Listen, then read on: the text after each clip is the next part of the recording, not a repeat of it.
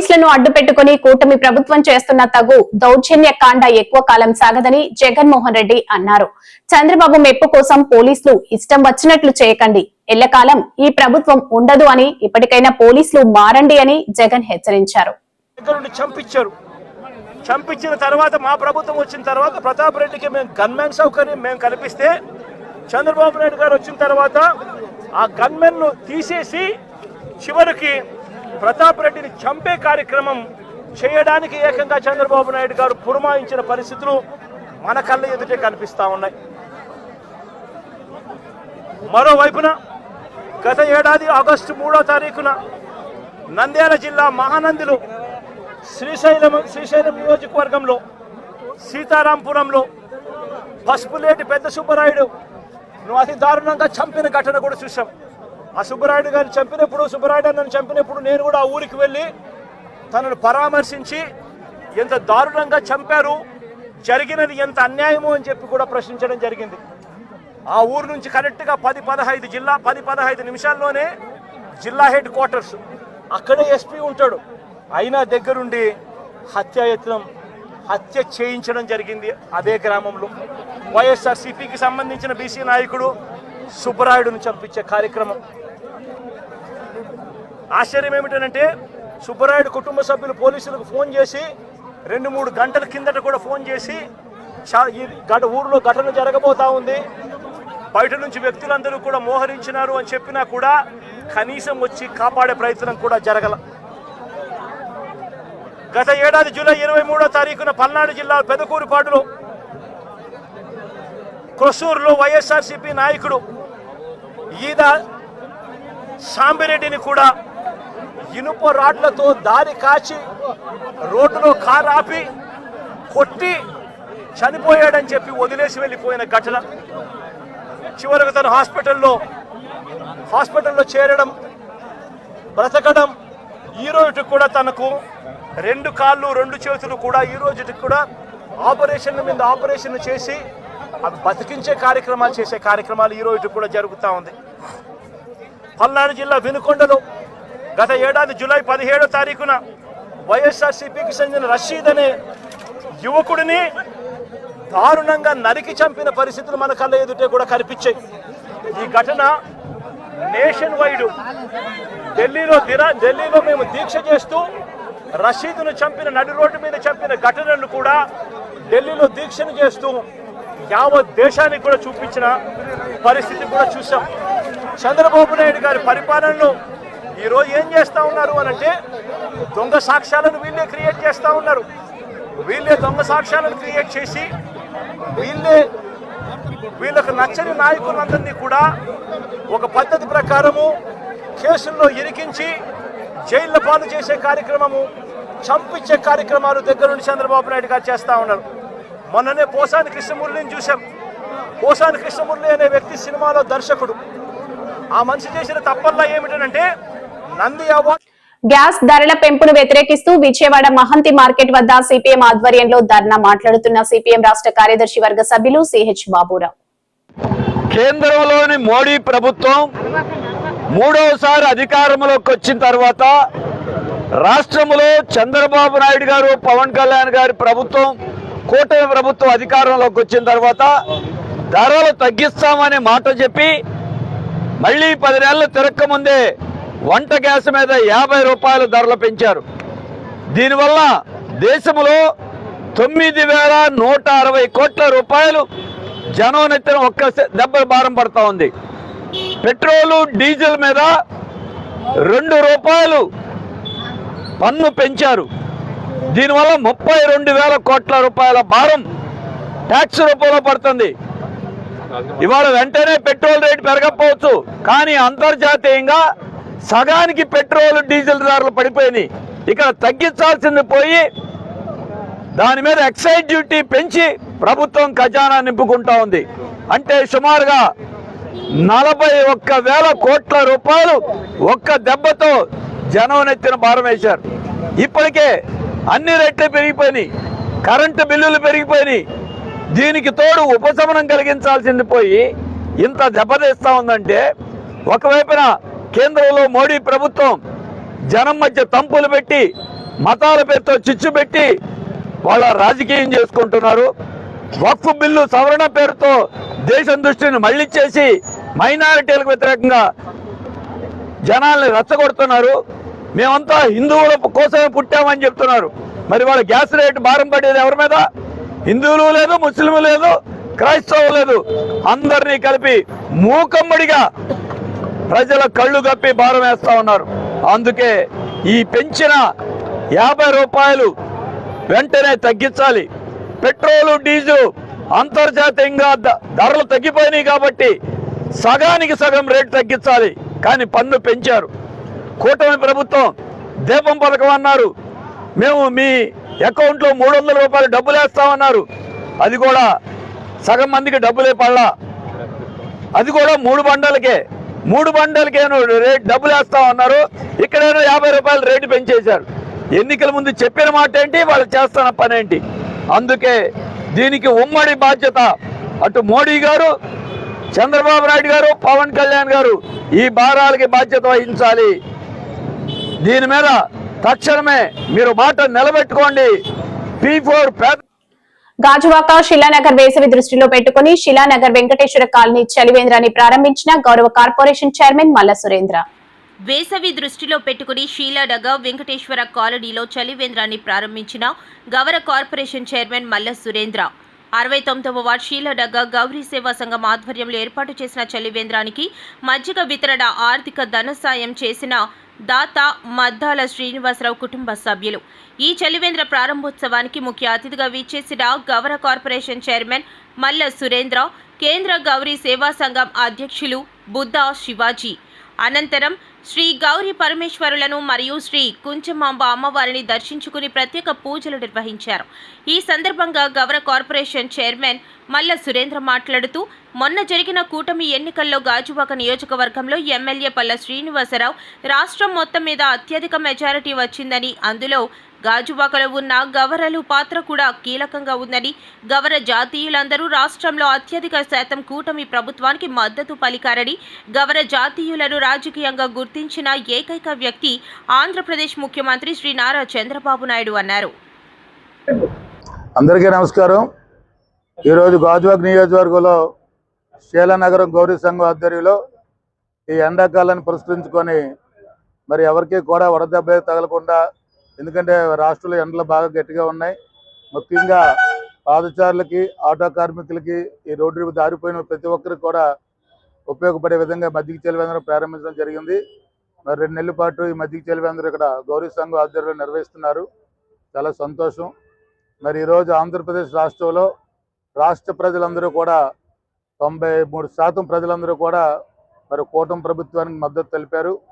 అందులో భాగంగా గాజువాక నియోజకవర్గ శాసనసభ్యులు తెలుగుదేశం పార్టీ రాష్ట్ర పార్టీ అధ్యక్షులు పల్లా శ్రీనివాసరావు గారికి రాష్ట్రం మొత్తం మీద హైయెస్ట్ మెజారిటీ ఇచ్చిన ఘనత ఈ గాజువాక నియోజకవర్గంలో శీలానగర్ ప్రజలు కూడా ఉన్నారు. మా గౌరవ జాతీయులందరూ కూడా మరి పూర్తి స్థాయిలో కూటమి పార్టీకి మద్దతు పలికారు. అందులో భాగంగా పల్లా శ్రీని గారు కూడా పూర్తిగా సపోర్ట్ చేశారు. మరి ఈరోజు రాష్ట్రంలో 9 నెలల పరిపాలన మీరు అందరూ చూశారు. గత జగన్మోహన్ రెడ్డి ప్రభుత్వంలో 5 సంవత్సరాలు కార్పొరేషన్ పదవులు కేవలం వైసీపీ కార్యకర్తలకి ఒక అలంకారప్రాయంగా మరి ఇచ్చారు తప్ప ఏ రోజు కూడా కార్పొరేషన్ నిధులు ఇవ్వడం లేదు. ఈరోజు 5 సంవత్సరాల తర్వాత కూటమి ప్రభుత్వంలో బీసీ కార్పొరేషన్స్ లోన్స్ పెట్టుకోమని మరి గవర్నమెంట్ ఆన్లైన్ ద్వారా ప్రవేశపెట్టింది. మరి నేను అన్ని చూస్తున్నాను. మరి ఈ బీసీ కార్పొరేషన్ లోన్లు గత 5 సంవత్సరాలు కూడా మరి లేకపోవడం వల్ల మరి ఇప్పుడు కొత్తగా మరి చదువుకున్న విద్యార్థులకు ఉద్యోగాలు లేక, మరి రైతులకి వ్యవసాయం చేసుకోవడానికి సబ్సిడీలు లేక, మరి అన్ని కులాలకు కూడా ప్రభుత్వ ప్రోత్సాహం లేక ఎంతోమంది బాధపడ్డారు. ఇప్పుడు కార్పొరేషన్స్ లోన్స్ పెట్టుకోవడం వల్ల, ప్రభుత్వం సబ్సిడీతో కూడుకున్న రుణాలు ఇవ్వడం వల్ల మరి వారి స్వశక్తితో ఎదుగుతూ మరి ఒక నలుగురికి మరి ఉద్యోగులు ఇచ్చే పరిస్థితికి ఎవరి మీద ఆధారపడకుండా జీవించే విధంగా ఈవేళ ఆన్లైన్ ప్రక్రియ జరిగింది. మరి బ్యాంకర్స్ ద్వారా అప్పుడే అందరూ కూడా ఆన్లైన్లో బీసీ కార్పొరేషన్ లోన్స్ పెట్టుకున్నారు. ఇప్పుడు బ్యాంకర్స్తో స్క్రూటినీ అవుతుంది. త్వరలోనే ప్రతి కుటుంబానికి కూడా మరి లోన్స్ పెట్టుకుని ప్రతి ఊరికి కూడా ప్రభుత్వం నుంచి సబ్సిడీ ఇస్తూ మరి వాళ్ళకు ఒక ఆదాయ మార్గాలు చూపిస్తున్నామని చెప్పి ఈ సందర్భంగా తెలియజేస్తూ, ముఖ్యంగా మరి రాష్ట్ర ప్రజలందరూ కూడా ఈరోజు చంద్రబాబు నాయుడు గారు, పవన్ కళ్యాణ్ గారు, పురంధేశ్వరి గారు కూటమి ప్రభుత్వాన్ని మద్దతు పలికినందుకు మరొకసారి అందరూ ధన్యవాదాలు తెలుస్తూ ముఖ్యంగా మా గౌరవ జాతీయులందరూ కూడా మరి రాష్ట్ర వ్యాప్తంగా నేను ఒక గౌరవ కార్పొరేషన్ చైర్మన్గా నారా చంద్రబాబు నాయుడు గారు మమ్మల్ని నియమించడం జరిగింది. రాష్ట్ర కార్యవర్గ సభ్యులు కూడా ఉన్నారు అన్ని జిల్లాల్లోని. ముఖ్యంగా రాష్ట్ర వ్యాప్తంగా కూడా మా గౌరవ జాతుల్ని గుర్తించింది ఏదైనా ఉన్నదంటే అది ఒక నారా చంద్రబాబు నాయుడు అని చెప్పి నేను ఈ సందర్భంగా తెలియజేస్తున్నాను. ముఖ్యంగా ఈ విశాఖపట్నం ప్రాంతంలో మా పెదకొంచెట్టు విశాఖ గాజువాక టాస్క్ ఫోర్స్ సహకారంతో 112 కేజీల గంజాయిని పట్టుకున్న దువ్వాడ పోలీసులు. South ACP Trinath. Task force సహకారంతో 112 కేజీల గంజాను పట్టుకున్న దువ్వాడ పోలీసులు.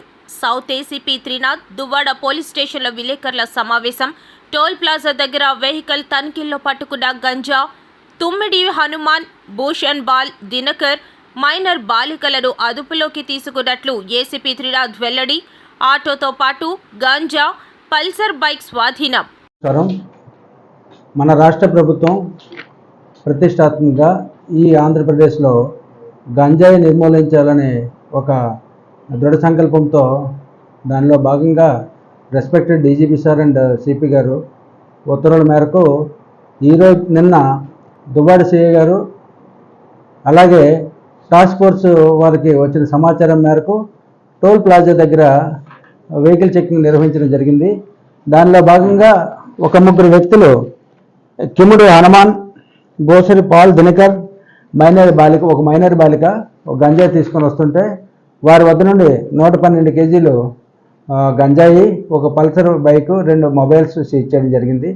ఈ గంజాయి ఎక్కడిదని ఎంక్వైరీ చేయగా అఖిల్ అనే వ్యక్తి జీమాడగ నుండి తీసుకొచ్చి వాళ్ళకి అమ్మినట్టు చెప్తున్నారు. అయితే ఈ గంజాయిని బెంగళూరు తీసుకెళ్లాలనే ఆలోచనతో వాళ్ళు తీసుకెళ్తుంటే మార్గ మధ్యంలో మనకు సమాచారంతో ఇది పట్టుకోవడం జరిగింది. ఇంకా దీని తాలూగా మూలాలు ఎక్కడెక్కడ ఉన్నాయనేది కూడా ఎంక్వైరీలో జరిగింది. వీళ్ళు ప్రీవియస్ కేసెస్ ఉన్నాయో లేవనేది ఎంక్వైరీ చేయడం జరిగింది. దాంట్లో సీసీటీవీఎస్ అదర్ సిస్టమ్స్లో వెరిఫై చేస్తే వీళ్ళకి మొదటిసారి కేసు, ఇంతకుముందు కేసులు లేవు. ఇదే తొలి కేసు. దీని కాస్ట్ సుమారు 4 లక్షల నుండి 4.5 లక్షల వరకు దీని విలువ ఉంటుందని తెలుస్తుంది మనకు. 112 కేజీలు ఆటోలో తీసుకొస్తుంటే పట్టుకోవడం జరిగింది. ఆటోను కూడా సీజ్ చేయడం జరిగింది. ఒక పల్సర్ బైక్ కూడా ఫాలో అవుతుంటే పల్సర్ బైక్ని కూడా పట్టుకోవడం జరిగింది. వాళ్ళ దగ్గర నుండి 2 మొబైల్స్ కూడా సీజ్ చేయడం జరిగింది. ఈ రోజు మంగళవారం జిల్లా పరిషత్ సమావేశ మందిరంలో జరగనున్న సర్వసభ్య సమావేశంలో మీడియా సమావేశంలో మన జిల్లాలో అన్ని నియోజకవర్గాల్లో ఉన్నాయి ఇళ్లుకి త్రాగునీరు కంపల్సరీగా ఉండాలి.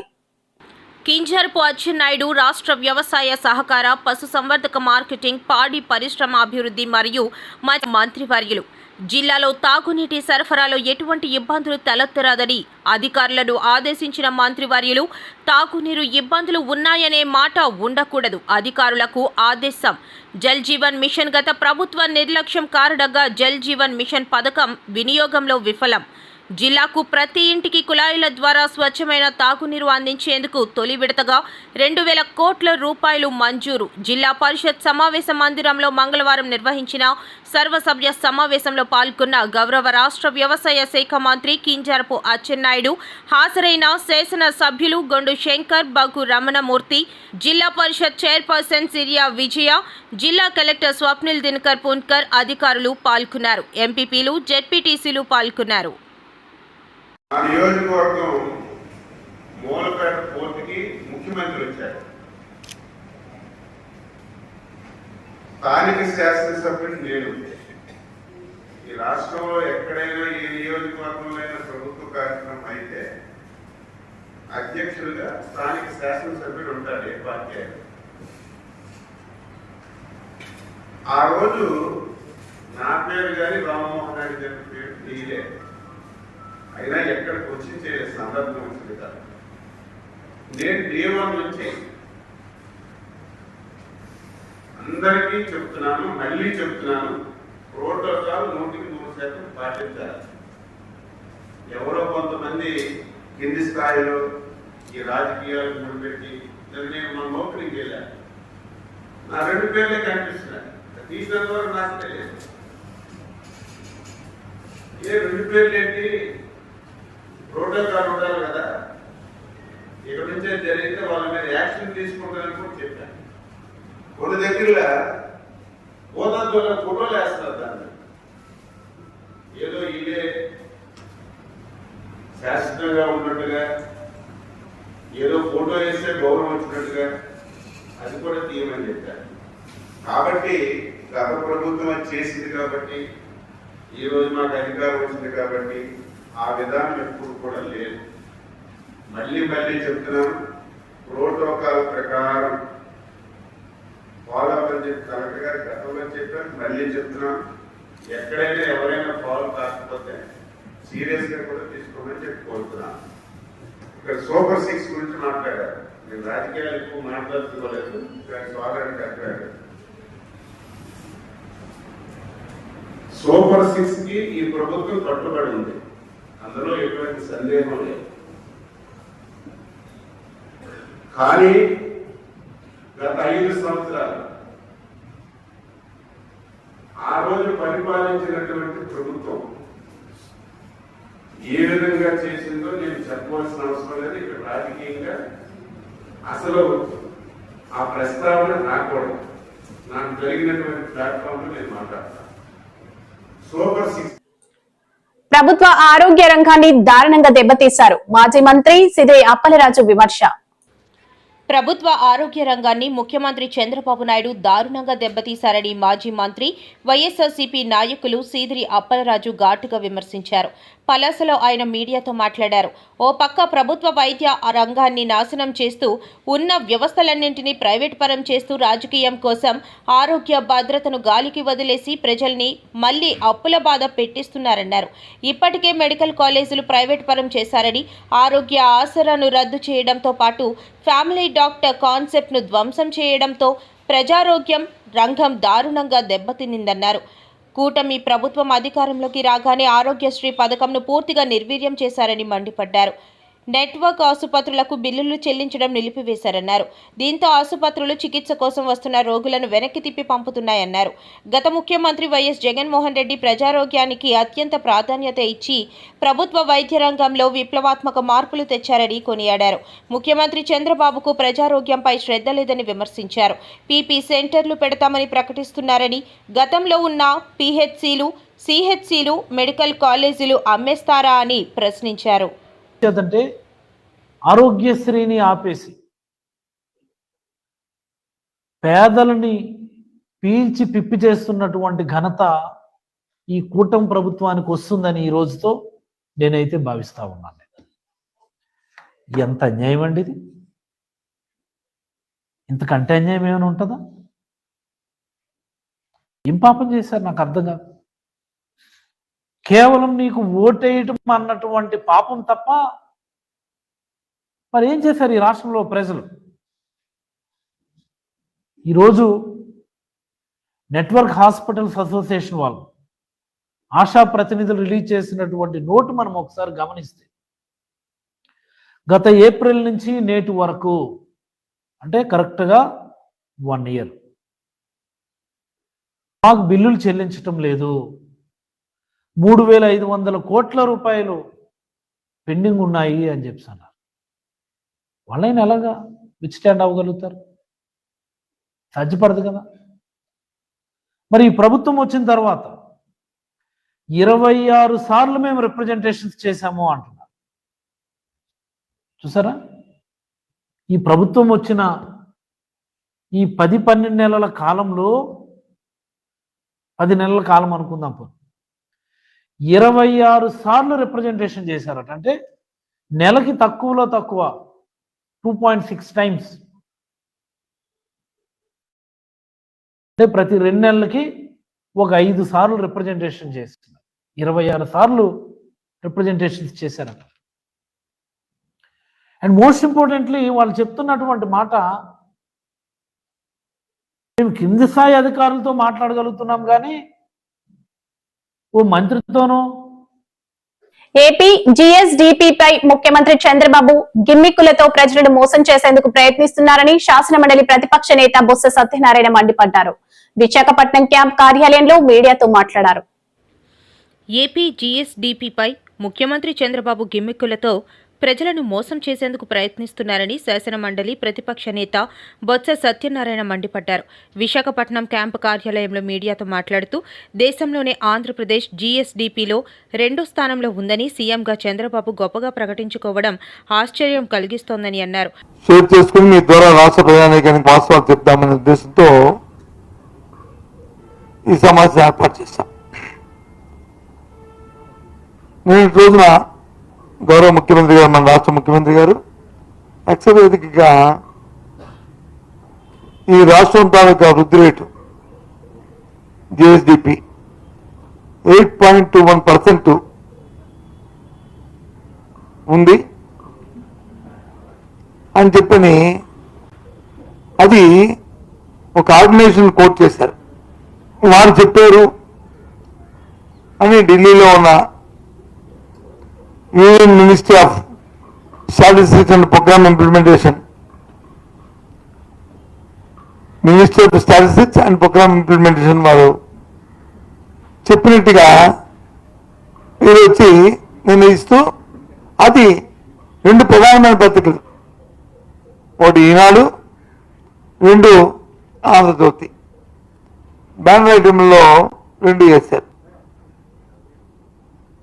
నా ఒక విషయం ఏంటంటే, ఏదైనా విషయాన్ని మనం ఇస్తున్నప్పుడు అది వాస్తవం ఎంత ఉంది అనే దాన్ని కూడా చిన్న విశ్లేషణ ఆఖరిలో కొంత పెడితే ప్రజలకి కన్ఫ్యూజ్ ఉండదు. లేకపోతే నిజమే కదా అనుకునే ఫీల్ ఫ్యాక్టరీలో ప్రజల్ని మభ్యపెట్టడం అనేది జరుగుతుంటుంది. 8.21% వస్తే సంతోషమే, మేమేమీ దానికి వ్యతిరేకం కాదు. కానీ వాస్తవికత ఏది?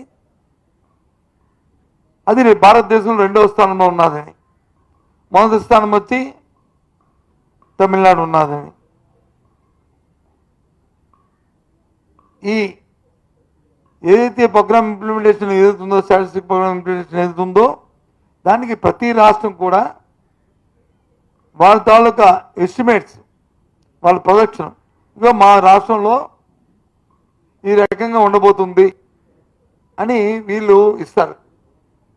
ఆ ఇచ్చిన దాంట్లో తమిళనాడు వచ్చి